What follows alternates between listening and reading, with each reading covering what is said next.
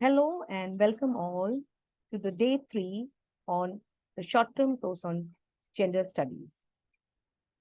Last session, we looked into the basic aspects of gender, gender roles, and the gender representation.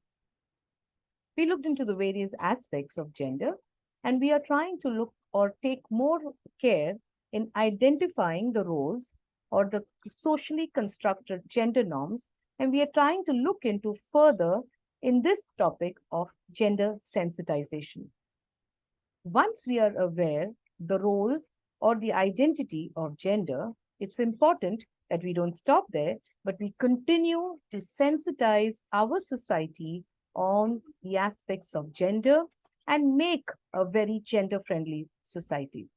So, back again, welcome once again to the day 3 of the short term course on gender studies. Today's topic is gender sensitization. I, Dr. Reni Francis, Principal, Mahatma Education Society, Pillai College of Education and Research, Chembur, will be taking up today's session.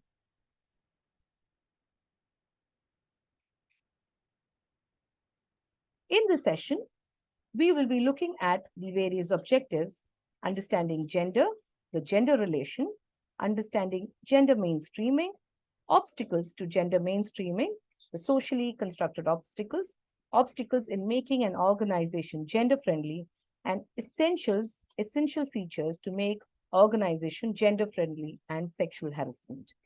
These are few topics that we'll be taking up. Few of the topics, like the meaning of gender, is already been done, but we'll again go through it because it will help us in understanding the myths and the facts that we are talking about gender. When we talk about gender and the role of gender and the obstacles that gender faces, this picture comes to my mind, and it is a very self-explanatory picture where we look at the male and the female and a ladder which is placed in front of them, which has just one step for the female to go up the ladder, whereas for the male, there are various steps to go ahead or to move ahead in life or to move ahead in this ladder. This is a general scenario that most of the times we face or we see when it comes to gender, or when it comes to the role of gender, or when it comes to the gender equity and equality that we have been proposing or we have been talking about. Gender inequality is one aspect that highlights the main focus on bringing us to sensitize about gender. And this picture is just a way forward in highlighting the sensitization that we need to bring to our community, to our society, to our students, and to everybody who plays a major role in gender studies or in gender identity. What is the definition? We have moved ahead. We have seen that in our day 1 about the definition of gender and the various aspects of gender. We also looked into the definition of sex, but we'll just, revise once again. Sex in general terms refers to the biological differences between male and female, such as the genitalia and genetic differences. This is a major difference this is a major fact that we need to understand that sex and gender are different. We very synonymously use these words, but they are totally different. And one deals with the biological aspects. The other is gender. Gender is people are born female or male, that is as per the sex, but they learn to be girls or boys who grow into men or women, and they are taught with the appropriate behavior, attitudes, roles, and activities are for them, and how they should relate to other people. This learned behavior is what makes up gender identity and determines gender roles. The last 2 days, we have been focusing on this particular definition of sex and gender. And we have been emphasizing on gender roles and gender identity. So sex is called as a biological term, whereas gender is more of a learned behavior term that is expected by a male or a female. Let's look into some statistics which talks about the gender ratios.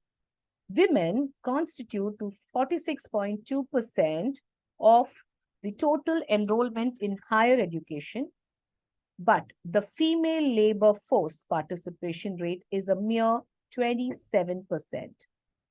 If you roughly calculate, it's almost half of what we are talking about. So if they are enrolling in higher education, but we do not see them in the workforce. Women form only 24% of entry-level professionals, out of which 19% reach senior level management roles and yet paid 20% less salaries than men. Again, a very, very striking statistics that just tells us about the way the gender roles and the gender identity and the gender performances are looked into when we are talking about gender equity and equality. This is just a women professional higher education scenario that we are looking into. And even when we look up here, we see that the pay, which is a very crucial factor in today's living, is much lesser. So first of all, we have a less number of intake coming in. Second, going into higher education, lesser to workforce. If lesser to workforce, lesser to the higher professional. If lesser to the higher professional, lesser paid. These are few explanation of the statistics that we see here.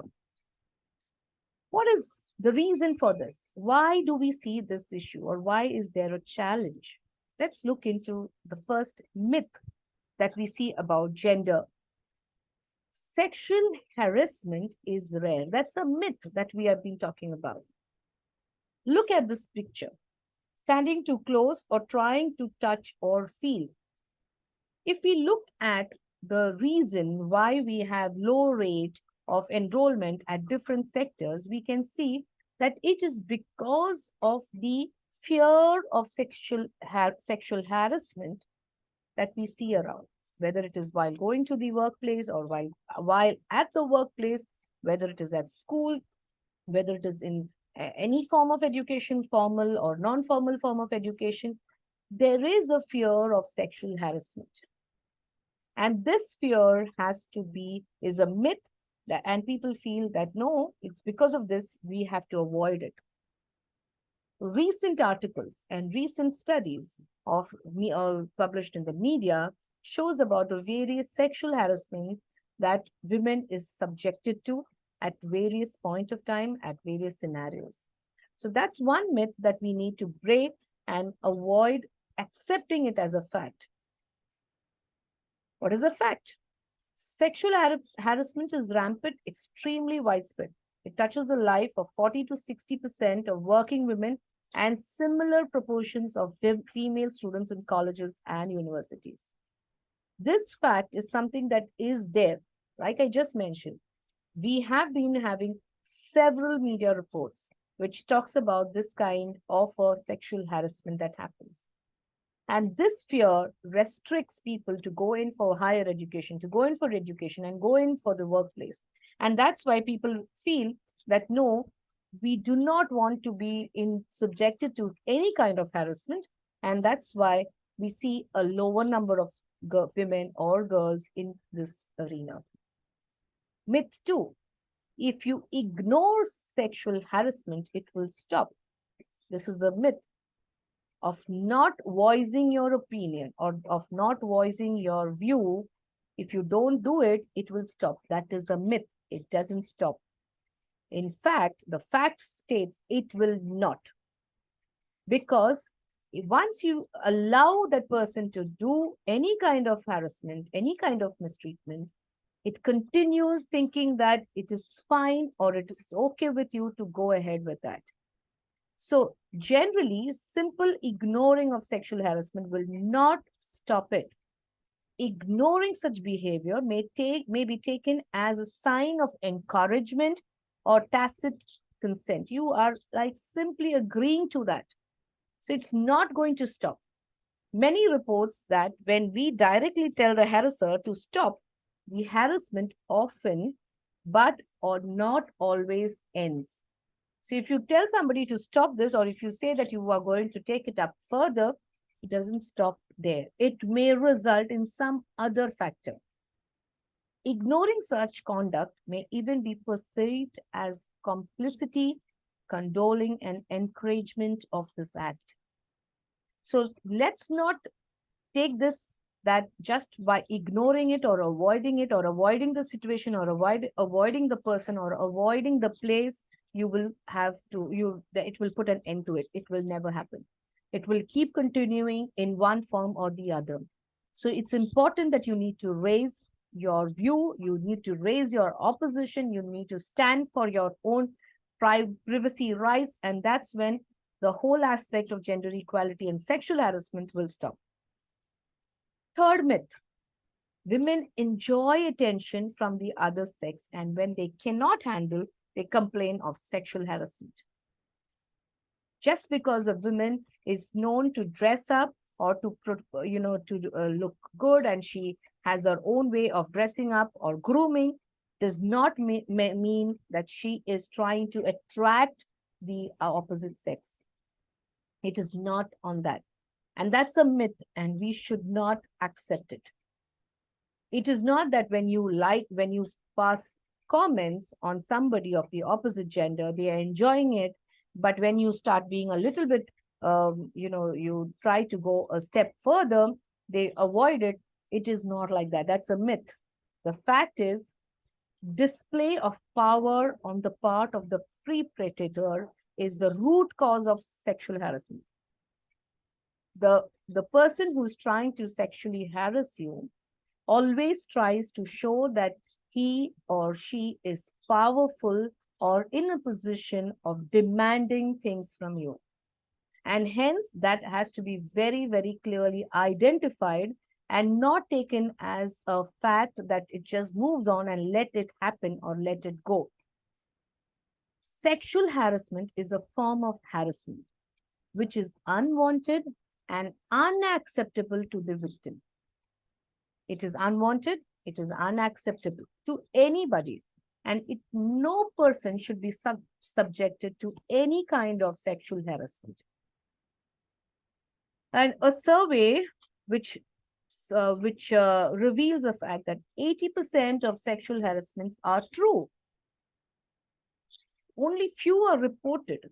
Many are still happening in our own cities, in our own houses around us, in our neighborhood, in our vicinity.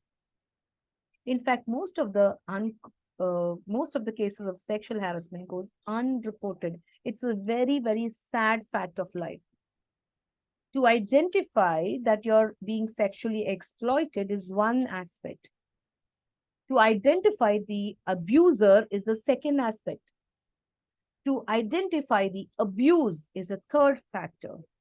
To identify that you are abused is the fourth factor. To take it forward and voice your opinion or a view of this abuse, or voice your concern of this abuse, is the most important factor. And we don't get into this aspect of voicing it. One of the reasons is, you can see it, of being embarrassed or being blamed. Many a times we see or we hear people, if a girl is being abused or if a girl is being sexually or physically abused, it is because she allowed it to happen. Just because the girl is wearing dresses which are inappropriate in the eyes of the viewer, does not subject the girl for a physical abuse.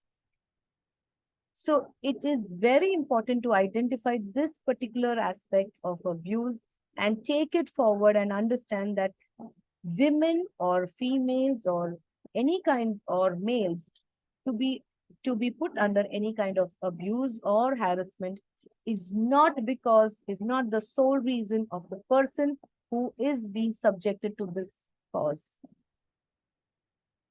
The viewer has to be made understood that the person whom he or she is abusing is not a subject to be victimized. So what is the aim of gender sensitization? The aim of gender sensitization is to make people aware of the power relation between women and men in society, and to understand the importance of affording women and men equal opportunities and treatment. It's not just talking about women rights, it's talking about human rights. Human, whether it is men or women, may be subjected to some kind of atrocity, may be subjected to some kind of abuse, may be subjected to some kind of harassment.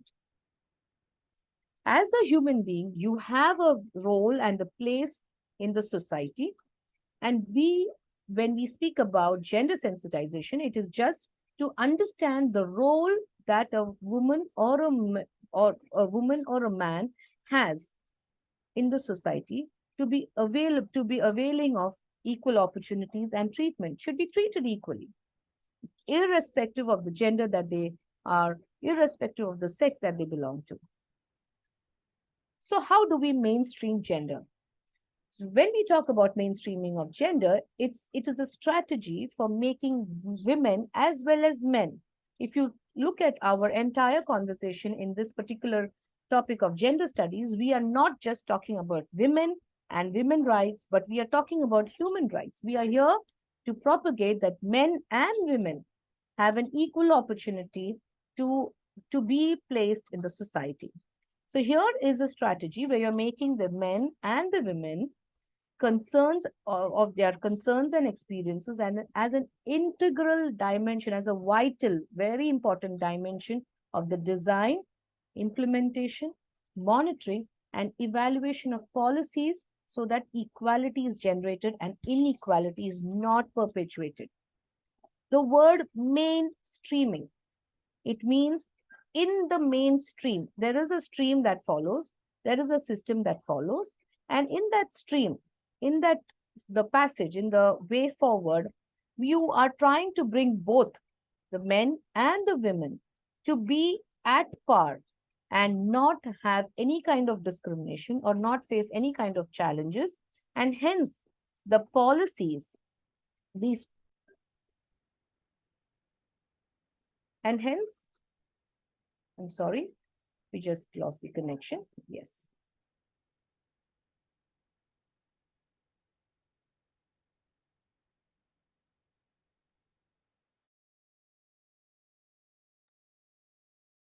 I'm sorry, we just lost the connection in between.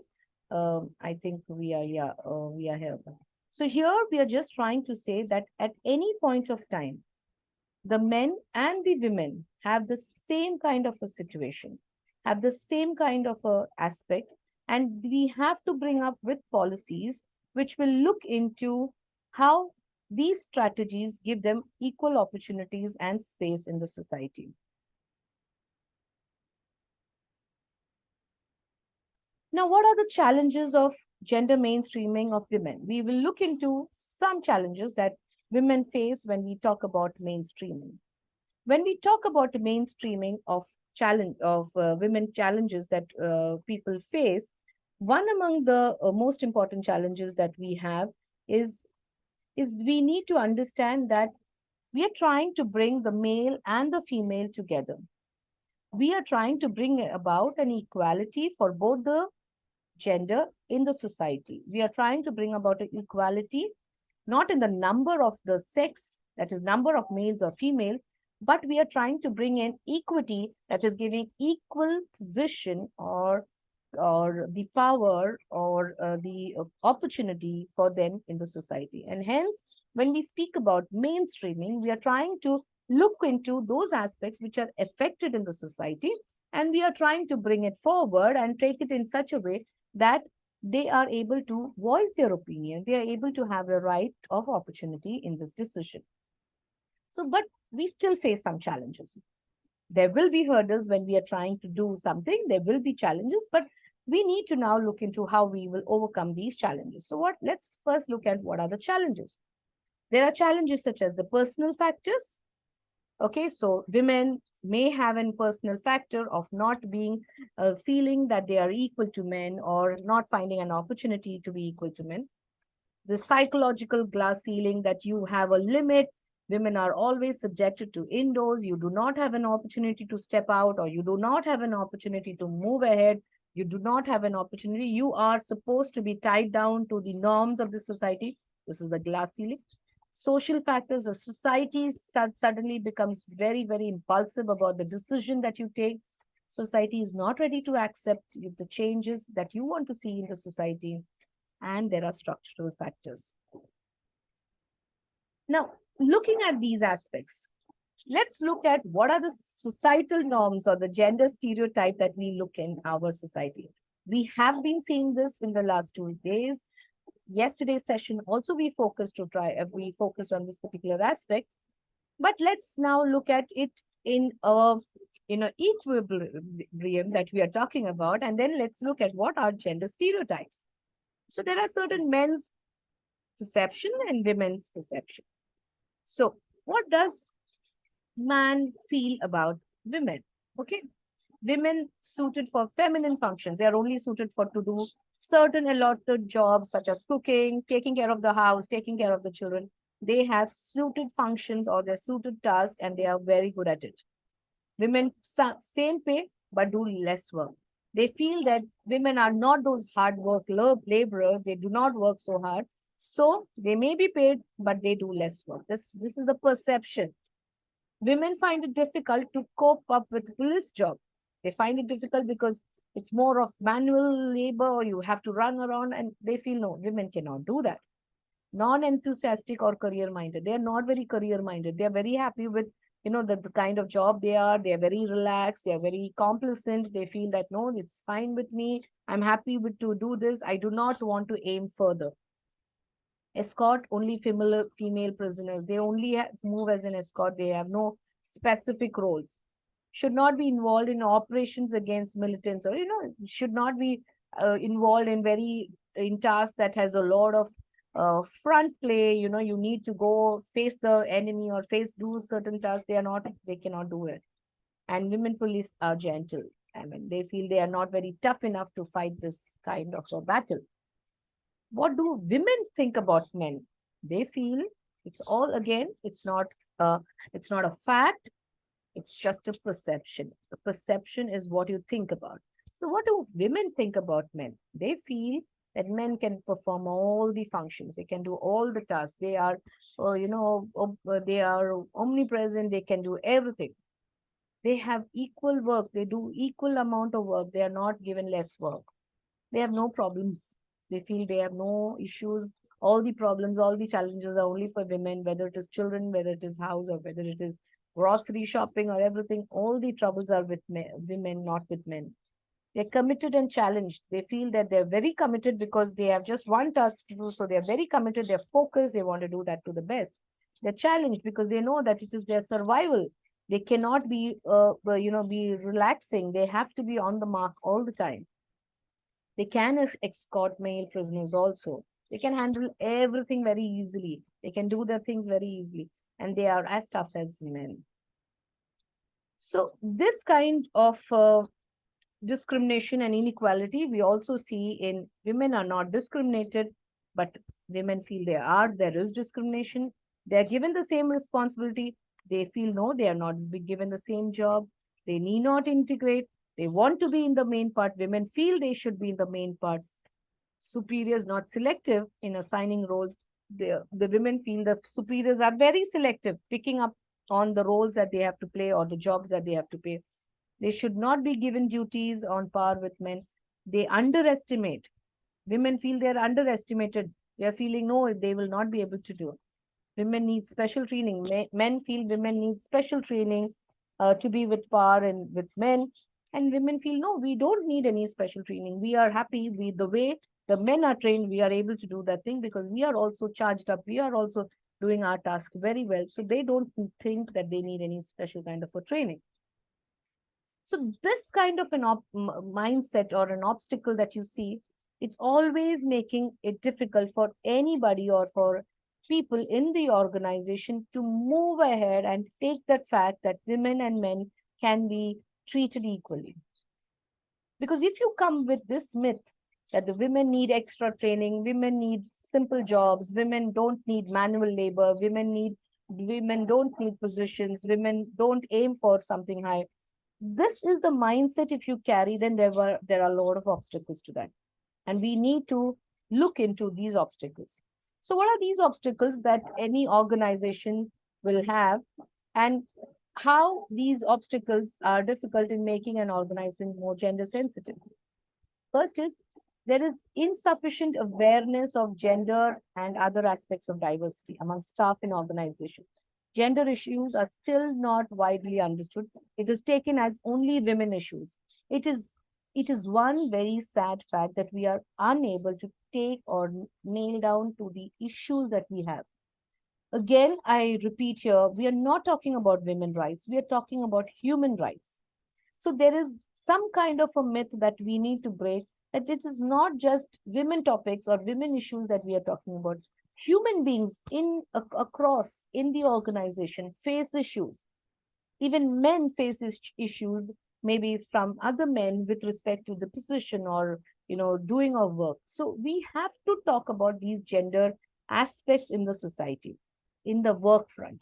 In different professions there are different majority of a particular gender may be there, but it does not mean we subject the other gender to a level that they are not taken any no, it's not considered.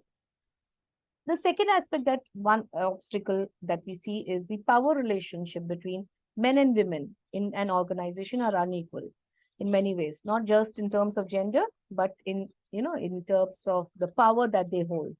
Who holds a superior power in an organization and who has the power of decision making? The number in a particular organization may be different. The number of men and to the number of women may be different. But also, when it is different, that is one aspect. But the other aspect is who holds the control of decision making, and that is also an obstacle that we see. The other obstacle that we look at is women do not have enough male allies in their organization. Indeed, the interviews reveal residual male fear and resentment of any attempts to change gendered relations. So the composition of the men and the women are not very equal in organizations. So that also becomes a hurdle or an obstacle in looking at gender sensitive organization. However, women themselves may bear some responsibility for isolating gender in organization. They are also maybe, very a closed knit environment. They are very particular about the kind of people that they will try to put or take in an organization. So that is also one aspect that we have to look into when they are in the process of recruiting or taking an interview. As gender experts, we may create resistance by monopolizing gender issues. We may just monopolize and we may just think, okay, this is the problem of this gender. So that aspect has to be just looked into. Empowering potential allies. You are trying to remove the power from a different gender who's trying to be powerful. You just want to cut down or break, and including men, and also have mystifying gender issues with jargon and heavy charge language. You need not tagline any particular gender with any jargons or with things that say that, oh, you are so great, or you men always think you're from Mars, or women are from Venus, or men are always considered to be aggressive. Don't have to be using such statements or such words or such sentences which really affect the entire working of the organization. We need to sell the idea of gender in an organization through dialogue. We need to talk about how we can, bring in a gender sensitive, a gender friendly organization. So we need to discuss. We need not just shun this off in a meeting or in a discussion. We should not keep it away. We need to talk about it. It is also important to emphasize the opportunity for change rather than concentrating only on finding countering resistance. We should look, if there is an issue, let's take it up. Let's take that issue. Let's handle that issue. Let's solve that issue. Let's bring up a position where there is a common ground, where there are opportunities for both the gender. Let's not fight out and say, no, this gender is always, aiming at fighting. This gender is always trying to be very dominating.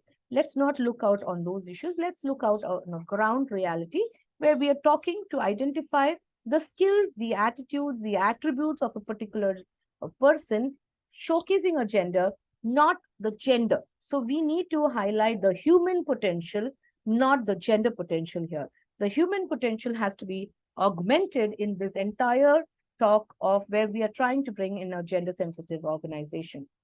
So how do we do that? It's very easy. It's very simple. We just need to take small steps so that we make it, uh, reach us to make it an essential gender sensitive organization. First is gender equality should be a priority. We are talking about giving gender. We are not talking about sex equality. Sex equality is the number of males and the number of females. We're talking about gender equality, the role that a particular gender is supposed to display. Let's have it to be a priority in the organization. So our vision statement, our vision, our objectives should all focus about how we bring about a very gender sensitive, gender equal organization. There should be resources that we put in to help this particular motto that we are running to. That is, what are we doing? We can have women's sessions, we can have sexual harassment sessions, we can have expert talks, we can have involve people, we can have a grievance redressal cell, we can have opportunities where we team building activities, we can have a mixed group of sessions, we can have a group that is mixed, that has opportunities to attain. It is not the men and the women competing, but together they work towards the welfare of the organization. Such institutions, such resources should be developed. Accountability to women should be written into the organization and carried out. It should be given that there is a way or an opportunity for even women to have state their views or opinions and put their thoughts forward. There should be a greater parity in numbers. That is, the number of people that are recruited. It should not be just one gender being recruited on a high number and the other is at a very low number. This itself shows an imbalance which will not develop a very healthy environment. So you need to develop both the genders, help them to do their best and help them to how well they can do it. It is not a feminist management. We are not feminists. We are not women we are who are fighting for their rights. But it is a humanistic management where we are talking about how we care for the human, not just a woman. So we are talking about how both the genders are.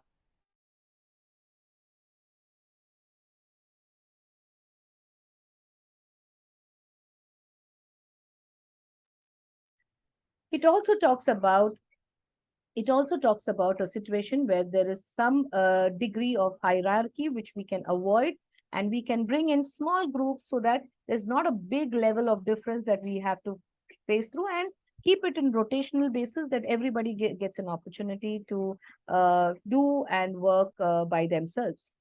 The relationship between the management should be not should it should be as non-vertical as it should be, as open, should be horizontal, consultative, listening. Should not be a too many hierarchy that you find it difficult to reach to the management or to the higher levels. It should be a very fluid environment where discussions and opinions and aspects can be taken up. It should offer non-gender stereotype. There should be no stereotyping or gender roles that are very focused or very fixed into the organization. Space for encouragement, informal, horizontal approach, help the others to all to raise their views, opinions.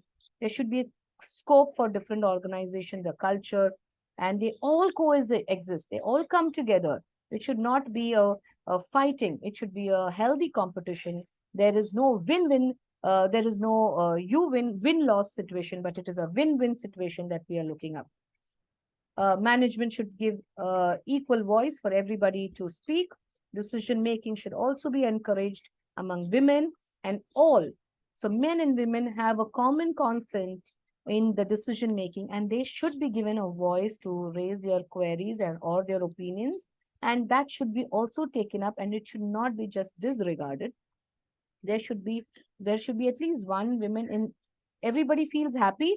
Should be one in which women, not only women but everyone is happy. So I'm again focusing that it is not just woman or man that we are here. We are talking about human, and we are talking about human rights, and we are talking about how everybody is happy in that organization, and they all work together to the best of their ability to see that the organization is gender sensitive. So these are few references that you can look up to in this particular topic. The aim through this particular topic of gender sensitization was just to bring about the identification of a role that we have to play in a society, make our society more gender sensitive. Let's stop this violence against any form of a gender or to any form of a gender. Let's stop this kind of harassment or subjecting to them to any kind of disruptions, so that they are not able to grow or even venture out further. It is a basic right, and this basic right is called as a human right. And let's all work towards this human right and be gender sensitive. Thank you so much.